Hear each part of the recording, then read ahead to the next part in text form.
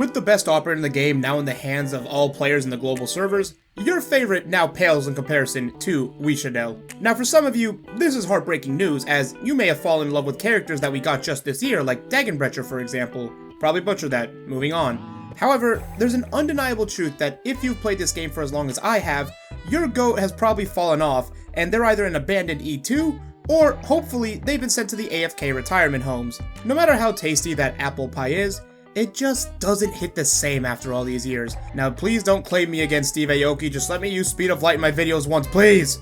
Now, I think the character who is the prime example for this list, and was in such desperate need of an altar that she actually got one in the time I was working on this. Great work, Omni, by the way. Let's talk about Siege. What exactly does Siege have going for her in the year that we got W Altar? The same thing she had going for her in the year we got W Base.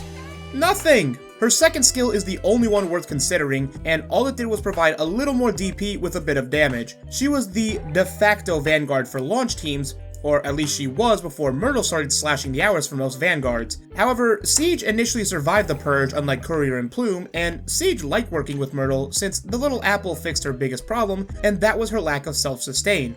The two were clearly intended to be used together, as Siege's block 2 could make up for Myrtle's lack of block when using her skill, and she'd keep Siege healthy while doing so. So, what happened to her exactly? Well, Doctor,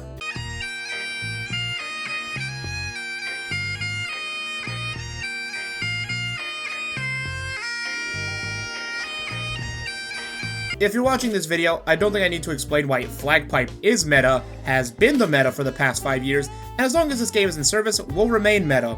If you're ever in a situation where you need more DP, just drop Elysium with Myrtle and they'll print it faster than the US prints debt. If you want a better lane holder, use literally any defender and most guards. Siege? Honestly, the best thing she had going for her was her hot as hell E2 art. While it's pretty easy to show why Siege has been Powercrept, the same goes for Schwarz so long as you're not coping. People have tested it. The results are clear. 99 out of 100 times, Pozyomka is the better operator for the following reasons. I'm going to break down the math here for you as well if you don't believe me. So, Schwarz has 1060 attack. Her S3 boosts her attack by 180%. However, Schwarz's first talent now has a 100% chance to activate while this skill is active, and while it increases her attack by another 170% thanks to the Y module, this will also apply a 25% debuff to her target applied. However, we also need to apply her buffs for her first talent, which has another 8%, which, alright, that was a good first take. Anyways, 3500 attack. She has like 3500 attack and removes 25% defense shred in case you didn't get that. Okay? So, let's look at Pozyomka. She has 1021 attack, gets a 255% damage buff.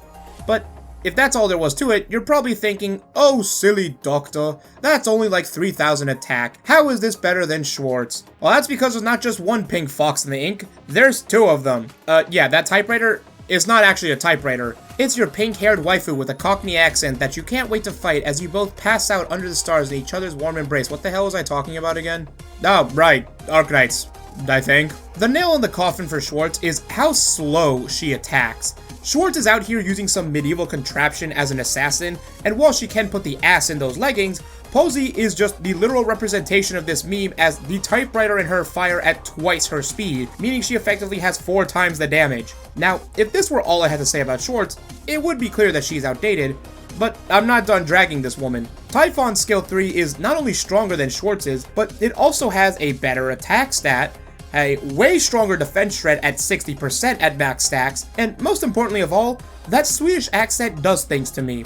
At least I think it's Swedish. I don't know, the American in me might be showing here, but seriously, I need more figures of LM7 characters. Where is my Kingdom Hearts Angelina Bloodline Combat figure? You better not just give me the Gilberta Enfield design as my only option for this. Please! Just make it happen. Take my money. Also, this is literally the one time in the video where I could just say Wis'adel and there is no counter argument.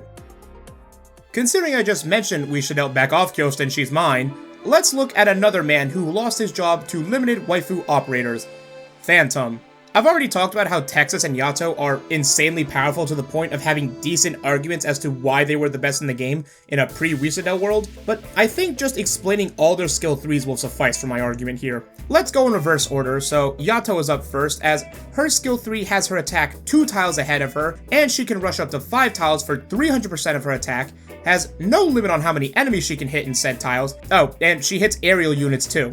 Texas immediately dual strikes with 165% of her attack, stuns for 2 seconds, and then for the next 8 seconds, she sends 4 attacks in her range at 130% of her attack, which also stun for 0.2 seconds. Phantom's S3 has him deal 300% of his attack as physical damage to all enemies in a 1-tile radius around him that also has a weak push. Okay, that's not bad, but what else does it do? Oh, it'll randomly inflict either slow, bind, or stun for 4.5 seconds at M3? What, that's it? Catboy enthusiasts know that I set the Tail Chaser up to fail because RNG bad, so let's talk about his second skill, Bloody Opus. You know, the skill we actually used when Phantom was still somewhat relevant. On deployment, he starts with a 200% attack buff, but it decays by 20% after each swing. Meanwhile, Yato's second skill has her do a 16-piece combo that also gives her a 50% attack buff for the whole duration, and she even deals arts damage while doing it. Speaking of arts damage, Texas also does arts damage with her second skill, has an attack buff, and even has a res shred. The best example I can think of for this is like going to McDonald's and accidentally getting a 10-piece McNuggets when you ordered a 6-piece with your Big Mac, and you're happy until you realize that they forgot to add the sauce. So now you're wondering what's even the point of eating the McNuggets, as why didn't you just go to Wendy's in the first place then when it's just better? Fight me. Yato is the Wendy's. For those wondering what Texas is, she's Chick-fil-A. It's really a shame for Phantom since he came with the Arknights memoir event, which is the one that gave us all the lore for W and hyped her up for her initial release. Okay, I don't know what past me was cooking here, but at the end of the script I just put Side Roka, which probably is referring to how much I love her skin and miss her and hate the fact that she is so horribly Powercrept. She doesn't qualify for this list because 1, 5-star, and 2nd, she was never good to begin with, but hot damn does her design do things for me. Please, I don't know how, just give her another skin. I'll be satisfied with that and move on with my life. Now, we're not done dunking on men yet, as while Phantom was a crazy catboy who lost 2 of his lives to other operators, this boomer had just one job, did it, and then was never seen again. Obviously, I'm talking about Hellagur. Hellagur was the first ever Musha or Enmity Guard added to the game. This class is supposed to be self-sufficient as they do more damage when their health drops, but they also heal after attacking, with the cost being other operators cannot directly heal them. This archetype is just awkward to work with, as it took Wis'adel being absurdly overtuned to finally be a functioning character for the class. Hellagur, however, did not get those blessings. The big general has 2 weaknesses when using him as intended. His best skill is probably skill 2, as he has a 75% physical dodge when the skill is active, and at M3 he gets an 80% attack boost while also gaining dual strike. Overall, this puts Hellagur at about 1500 attack, but this brings me to the first weakness of his, which is the duration of his skill. It only lasts for 13 seconds when maxed out, and it takes 25 SP to fully charge. Considering Hellagur has only about 330 defense, that 4k HP pool doesn't mean much when a few powerful hits can pierce through it when the skill is inactive. This brings me to his second weakness, and that's just the lack of power. Only doing a little more physical damage isn't enough to be relevant, and even by year 2, Hellagur had his epic duel with a volcanic slug, won, and that was about where his usefulness ends. After that, he got a condo in Siesta, where he just kind of chills until he is called back for a rematch. Before I go on, let's talk about some dishonorable mentions. Mostima sucked when she launched, so seeing her have some niche use now means she's probably aged better than expected. Scotty was also underwhelming on launch, so her needing half a squad dedicated to her in order to function doesn't really mean anything's changed. And finally, there's Ak.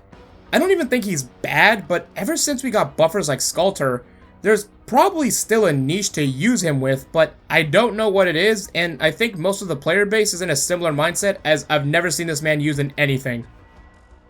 And with that, we're at our final operator, and the issue with this character is...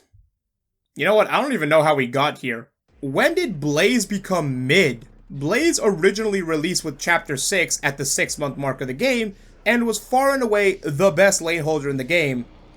At the time. When her competition was Spectre and Broca. Now, Broca was just never good, and Spectre had the downside of letting things leak after using her skill 2, but Blaze never really had that downside. You plop her down, waited for that SP gauge to max out, and that was it. 1600 attack with 500 defense cleared most generic enemies by that point. Hell, even to this day, Blaze gets used in high-end clears, so what made her fall off so much? Well, let's look at the alternatives that replaced her. Thorns, Mudrock, and Mountain are all units that also still see widespread use today, despite only being Gear 2 operators. So what do they all have that she doesn't?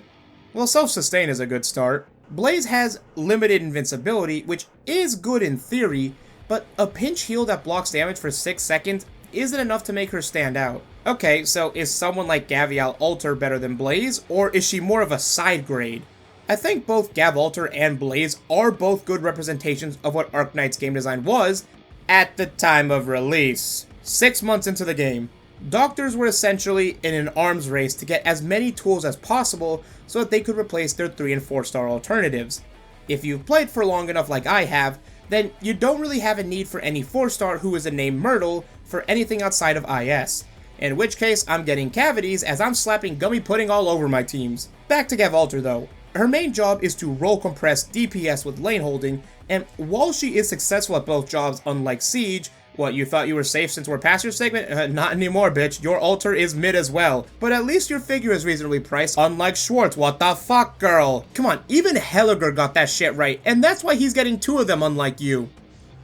Anyways, back to Blaze. Blaze is the best at what she does, as she remains the queen of AFK for guards, but there are so many other operators who provide the same lane holding that is needed on top of healing and burst damage, which Blaze simply doesn't have. So yeah, even though she's still good, I think it's safe to say that Blaze is one of the operators from the first year that has fallen off the hardest, considering she was the pinnacle of the meta at her time. And that's about all I have.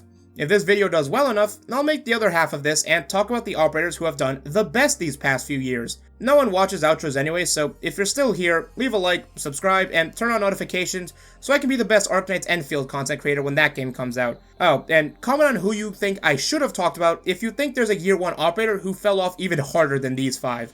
See you guys soon. Peace.